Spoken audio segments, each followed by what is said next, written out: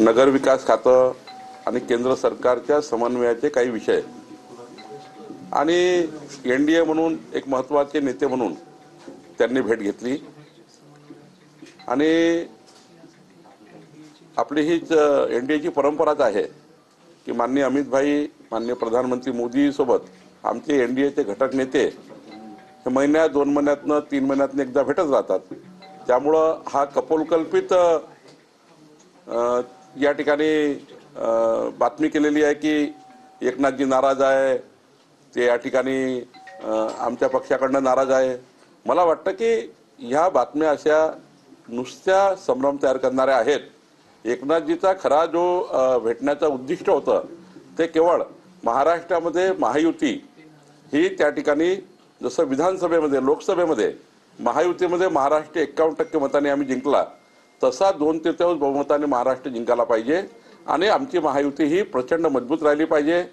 विकसित भारताचा संकल्प जो मोदीजींनी केला त्या संकल्पाला महायुती उभी राहिली पाहिजे आणि देवेंद्र फडणवीसजीचा विकसित महाराष्ट्राच्या संकल्पाला मजबूतीने आपण समोर गेलं पाहिजे। एकनाथ शिंदेची ही भूमिका आहे। मित्र पक्षांच्या नेत्यांना पक्षप्रवेश देताना काय नियम आता महायुतीत ठरलेला आहे? कारण की ती किनार होती की आमदार नाराज होते शिंदे गटाचे, त्याच्यानंतर एकनाथ शिंदे यांचा दिल्ली दौरा, त्यामुळे ह्या सगळ्या कयास लावला जातो। नाही, मला असं वाटतं की आम्ही वरच्या सर्व नेतृत्वाने म्हणजे देवेंद्रजी, एकनाथजी आणि अजितदादा आणि मी सुद्धा समन्वय समितीत आहे एनडीएच्या, त्या समिती हे ठरला की कुणाचाही पक्षप्रवेश करायचा नाही।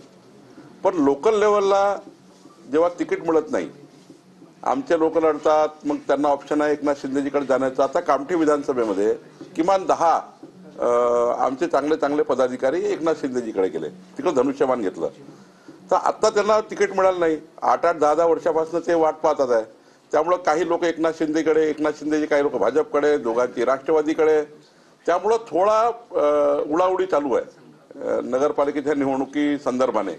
तर म्हणून काही या ठिकाणी महायुतीत गडबड झाली आहे, राज्य स्तरावर गडबड झाली आहे असं काही नाही आहे। लोकल स्तरावर मात्र काही ठिकाणी उड्या मारलेल्या आहे। आता निवडणुकीनंतर ते बघू। आता तर त्यांनी एबी फॉर्म घेतलेले आहे, त्यामुळं प्रत्येक पक्षात झालेला आहे।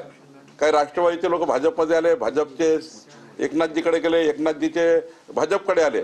त्यामुळे हे काही तिन्ही पक्षात झालं आहे। त्यामुळे मला असं वाटतं की याच्यामध्ये काही महायुतीमध्ये गडबड नाही। डोंबिवलीमध्ये जो पक्षप्रवेश झाला त्यामुळे रवींद्र चव्हाण यांच्यावर एकनाथ शिंदे नाराज असल्याची माहिती आहे, त्याचीच तक्रार केल्याची माहिती आहे। नाही, डोंबिवलीचाही पक्षप्रवेश असाच झाला आहे की ज्या ठिकाणी एकनाथजीकडे सीट मिळत नाही असं दिसतं किंवा भाजपकडे सीट मिळत नाही असं दिसतं, त्यावेळी निवडणुकीच्या पूर्वीच त्या ठिकाणी उड्या मारण्याचं काम चालू होतं।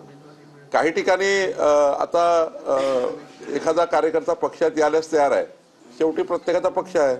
एकनाथजीला आपला पक्ष वाढवावा लागतो, भाजपला आपला पक्ष वाढवावा लागतो। त्यामुळं या ठिकाणी काही पक्षप्रवेश होत राहतात।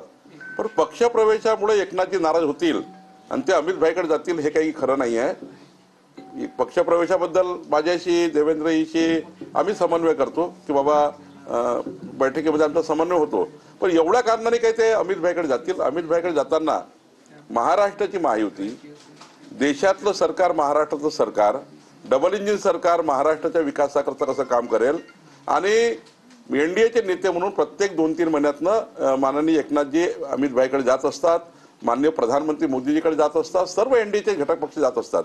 मला वाटतं याच्यामध्ये ही केवळ त्या ठिकाणी एनडीएची नेता म्हणून भेट असावी असं मला वाटतं। आरक्षणाचा वाद सर्वोच्च न्यायालयात आहे, सुनावणी आहे मंगळवारी। तुम्ही मध्यंतरी मध्यस्थी याचिका सुद्धा दाखल केली होती। निवडणुकाच स्थगित होती की काय असं संभ्रम निर्माण झालेला आहे? हे सर्वोच्च न्यायालयाने सवाल विचारलेला आहे की स्थानिक स्वराज्य संस्थांच्या निवडणूक प्रक्रिया पुढे का ढकलत नाही असं? मला असं वाटतं की जो काही सुप्रीम कोर्टाचा निकाल आला 31 जानेवारीपर्यंत सर्व निवडणुका घ्यायच्या आहे।